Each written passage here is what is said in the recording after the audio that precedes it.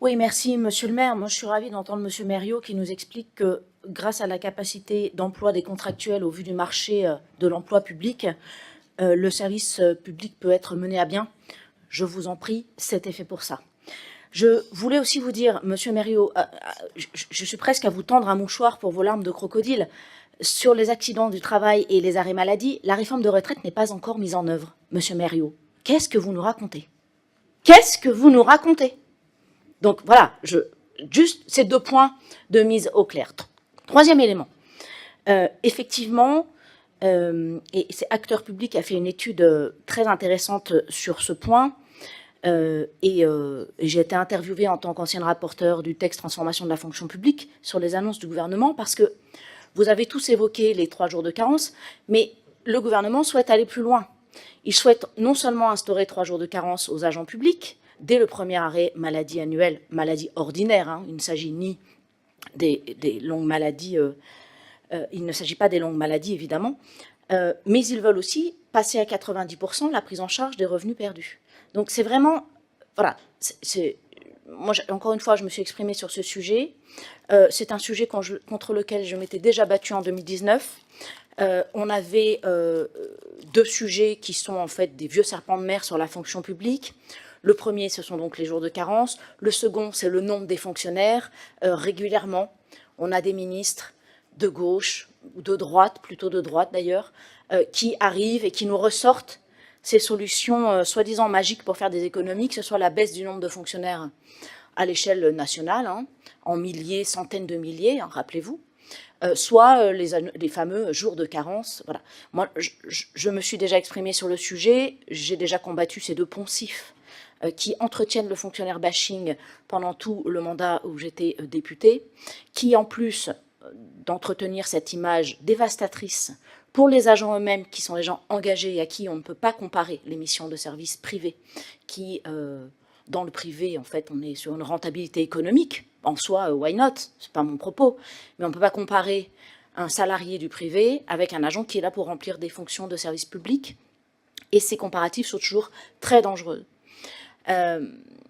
Et finalement, Acteurs Publics, dans son étude, poussait même le raisonnement, si on rajoute la baisse de 90%, enfin de 100 à 90%, Monsieur Mériot, pour les catégories C, en moyenne, ça fait bien plus que ça fait 215 € qui sont perdus à chaque arrêt maladie.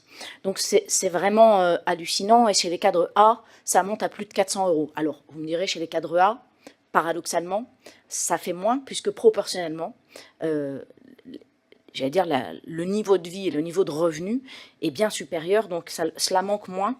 Et cela, je l'ai dit aussi, le 3 jours de carence plus la baisse à 90% des revenus va entretenir la précarité contre laquelle la majorité à laquelle j'ai appartenu s'est battue en 2019, qui pousse les collectivités comme la ville de Grenoble à sortir de la précarité.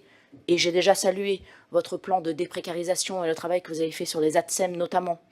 Et il faut aller plus loin, d'où le fait que je pointe du doigt les CDD enchaînés avec le fameux recours tout à l'heure, qui entretiennent la précarité dans le service public. Vous savez, le public, que ce soit l'État, les centres hospitaliers ou les collectivités, sont loin d'être les meilleurs employeurs du monde. Et je crois qu'il faut que l'on conscientise tout cela ensemble, et ce n'est certainement pas avec des annonces de cette nature, qui sont des visions court-termistes d'économie financière, si tant est que cela fasse faire des économies, et j'en doute comme vous, et c'est pas parce que nous sommes d'accord une fois que cela sera coutume, Monsieur Mériot, mais en l'occurrence, je partage tout à fait votre avis, je l'ai annoncé publiquement, et je pense qu'on se trompe de débat, et de surcroît, au-delà de stigmatiser et d'alimenter cette image des agents publics qui travailleraient moins, alors que les 1607 heures qui ont fait l'objet d'un débat il y a 3 semaines, où Gabriel Attal et le ministre de la fonction publique ont dit « Oui, il faut réinstaurer les 1607 heures dans la fonction publique ». J'ai envie de leur dire « Écoutez les gars, c'est fait depuis 2019, hein, je le rappelle, je m'en suis plus pris à la figure d'ailleurs à ce sujet, notamment ici. » Donc je veux dire, voilà, tout ça entretient cette espèce d'image sur la fonction publique qui est absolument délétère et qui ne manquera pas de couper court à quelques ambitions des uns et des autres qui auraient émis l'idée et l'hypothèse d'entrer dans la fonction publique parce qu'encore une fois, il y a toutes ces rumeurs et ces images qui sont vraiment catastrophique. Donc voilà, je voulais être claire avec vous sur ce point. Mes expressions sur ce sujet sont publiques et je pense qu'il pourrait être utile, peut-être, d'envisager un vœu commun sur ce point. Il est toujours temps, Monsieur Mériot, de peut-être voter quelque chose ensemble sur la fonction publique, voyez. Mais vous connaissant, Monsieur Mériot, je suis certaine que vous trouverez bien 2 ou 3 paragraphes à rajouter qui feront que je ne pourrai pas le voter. Mais pour être efficace, parfois, il faut faire acte de compromis et, comment vous le disiez, Monsieur le maire, de conciliation. Merci. Merci.